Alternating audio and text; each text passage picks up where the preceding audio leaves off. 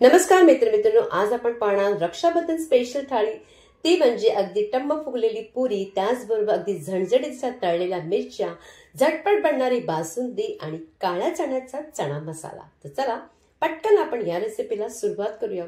सगळ्यात अगोदर आपण एखादं पातेलं घ्यायचं, कारण का आपण आता गोडाला सुरुवात करणार। सगळ्यात अगोदर आपण गोड बनवणार आहोत।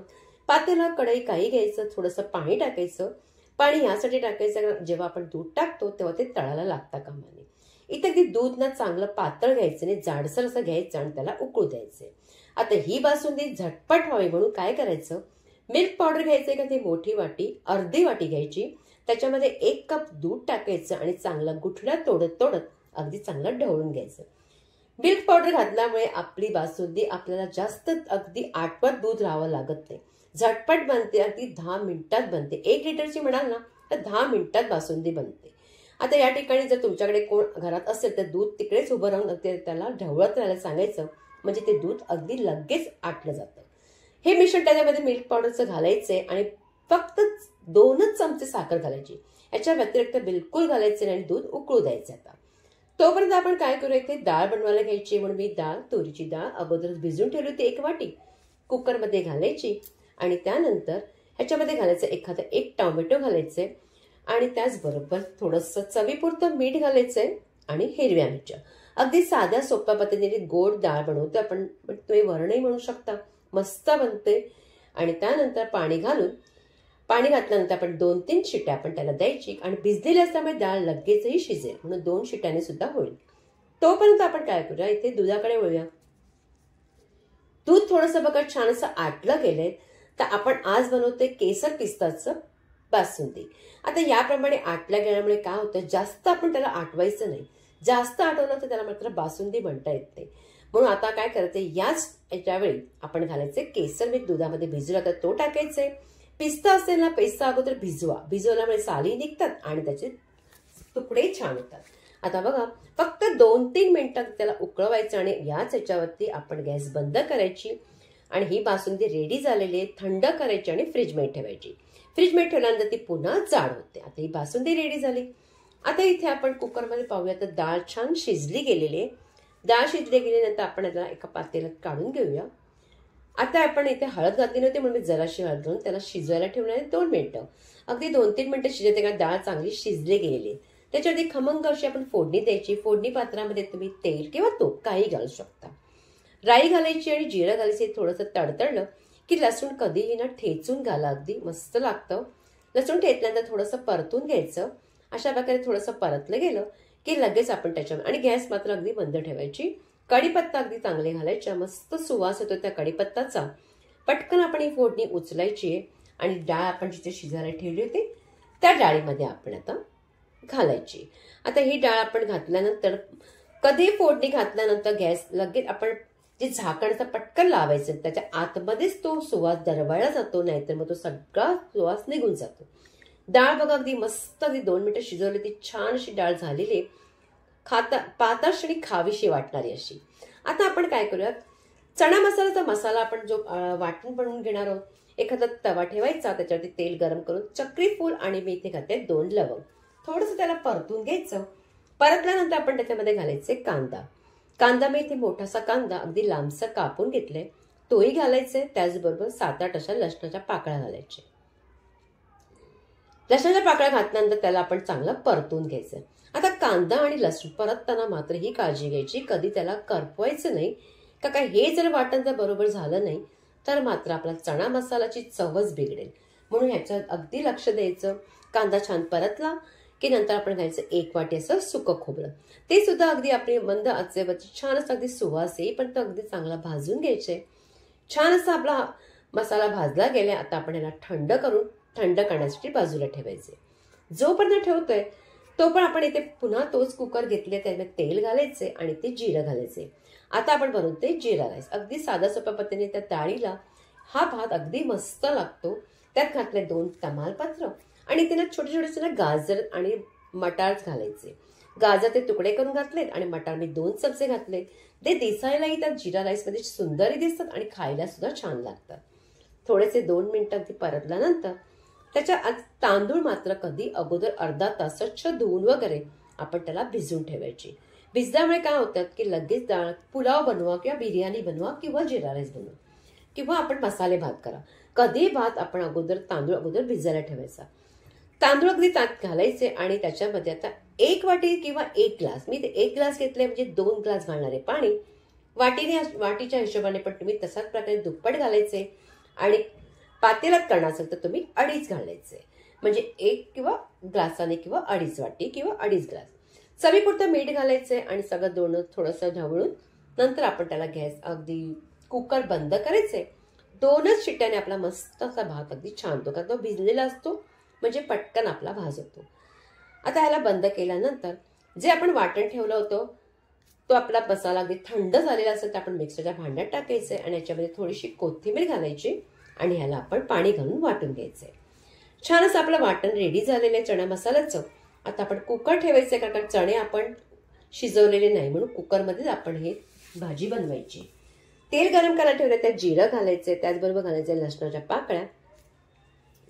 लसणाच्या पाकळ्या घातल्यानंतर आपण त्याच्यामध्ये घालायचे 2 तमालपत्र घालायची आणि त्याबरोबर आपण ह्याच्यामध्ये थोडंसं परतल्यानंतर आता फक्त मोजके आपले घरचे मसाले, लाल तिखट घालायचे, हळद घालायची आणि त्याचबरोबर घालायचे आपण धणेपूड.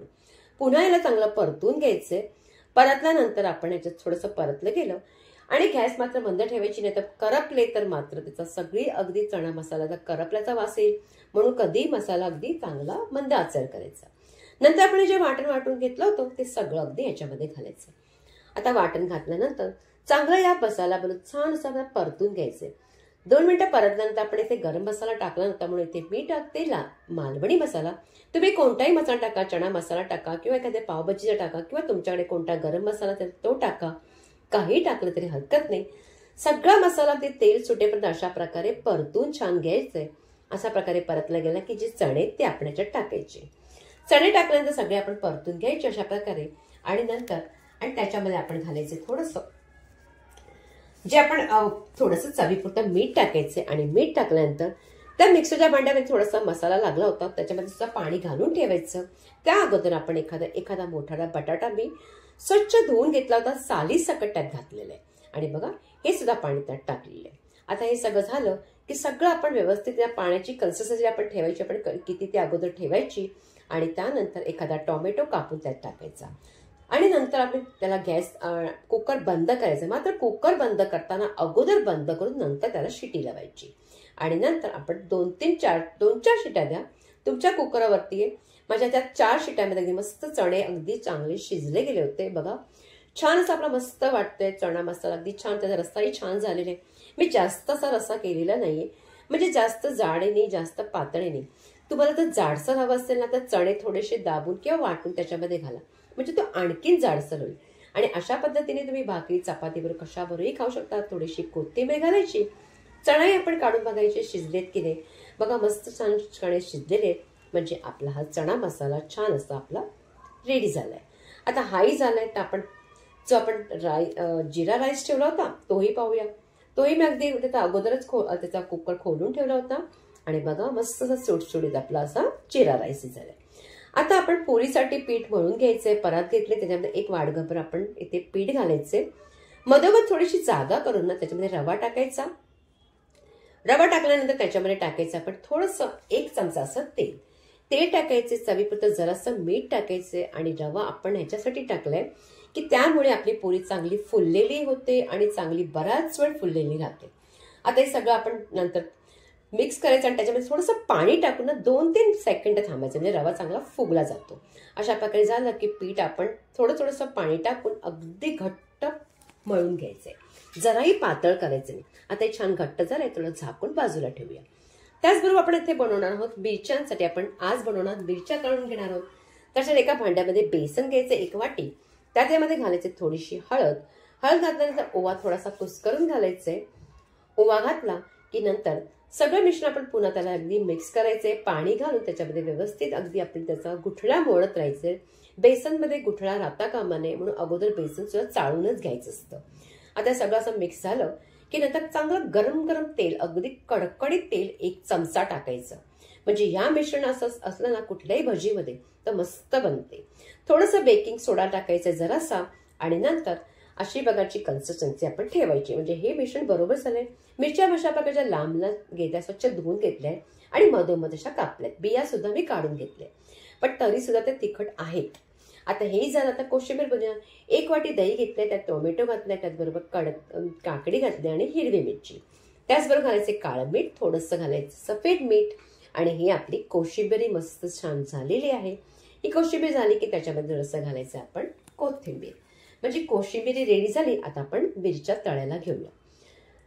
कढईमध्ये तेल गरम करायला ठेवलेच आणि बघा मिश्रण अगदी व्यवस्थित लागते. त्या मिरच्यांना कुठे काही याच्या मिरच्या दिसतही नाहीये, व्यवस्थित अगदी मस्त लागतात.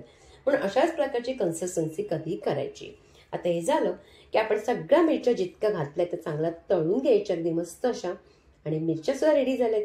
आता आपण काय करायचंय, या ठिकाणी आपण आता पीठ हे बघा आपलं छान झालेलं आहे. तर आता या पिठाला आपण थोडासा एखादा गोळा घ्यायचा आणि एखादा आपण पटावरनं त्याला अशा प्रकारे लांबट करायचा आणि याच्या चाकूच्या साहाय्याने मी अशाच प्रकारे पुऱ्या करताना अशाच प्रकारे करते, म्हणजे मला ते सोयीस्कर वाटतं. आणि अशा प्रकारे गोल करून जितक्या हव्या असते तितक्या मस्त अशा लाटून घ्यायच्या तेल लावून. कधी कधी तेल न लावता सुद्धा पुऱ्या लाटल्या जातात. आणि अशा प्रकारे आपला पुऱ्या अगदी मस्त फुलणार आहे. का आपण त्यात रवाई टाकले आणि बराच वेळ फुललेली राहणार आहे. तेल आता मी गरम करायला अगोदर ठेवलेच आणि कडकडीत तेलामध्ये आपण पुरी सोडायची. झाऱ्याने थोड्याशा अशा प्रकारे केल्यानंतर झाऱ्याने थोडंसं तेल टाकायचं, म्हणजे तेल पुरी चांगली फुलली जाते. बघा पुरी अगदी मस्त टम्म अशा फुगल्या गेलेल्या आहेत. आता काय करायचं, अशा प्रकारे आपण पुऱ्या जितक्या हव्या तितक्या आपण करून घ्यायच्या आणि ताट वाढायला आपण सुरुवात करायची. ताट वाढताना अगोदर आपण इथे पण चणा मसाला ठेवलेला आहे. त्याचबरोबर आपली मस्त अशी गोड अगदी खावीशी वाटून अशी डाळ ठेवली आहे. त्याचबरोबर आपण जो जिरा राईस ठेवला होता तो सुद्धा ठेवलेला आहे. त्याचे वाटीने आपण मोद मारलेला आहे. अशा प्रकारे केल्यानंतर मस्त अगदी झटपट बनणारी सगळ्यांची आमच्या आवडती ती म्हणजे बासुंदी. आमच्या घरात अगदी खूप आवडते बासुंदी. मी बऱ्याच वेळा बनवते. मस्त बासुंदी झालेली आहे. त्याचबरोबर कोशिंबीर ठेवायची आणि सॅलड म्हणून ना एखादी काकडी टमॅटो थोडंसं कापायचं. ताट असं कसं सजलेलं दिसलं पाहिजे. सजलेलं ताट असेल ना ते खावंसं सुद्धा वाटतं. पातळ श्रेणीनं कोणी आलं ना त्यांना अगदी खूप छान वाटतं. मिरच्या तळल्या ठेवल्या, थोडंसं मी पापडी तळून ठेवलेले आणि पोळ्या सुद्धा अगदी मस्त टम्म फुगलेला ठेवलेले. ताट अगदी मस्त सोयीस्कर मस्त आणि झटपट बनणारी रेसिपी. जास्त वेळ सुद्धा लागत नाही आणि अगदी साध्या सोप्या पद्धतीने अशा प्रकारे तुम्ही या रक्षाबंधनाला नक्की बनवून पहा. रेसिपी आवडली तर ते जास्तीत जास्त लाईक करा, प्रत्येकांकडे शेअर करा. शॉर्ट व्हिडिओ पाहायला विसरू नका, कारण का मी त्या ठिकाणी सुद्धा वेगवेगळ्या रेसिपी देते. आणि पुन्हा भेटायचे आपण एका छानशा रेसिपी बरोबर.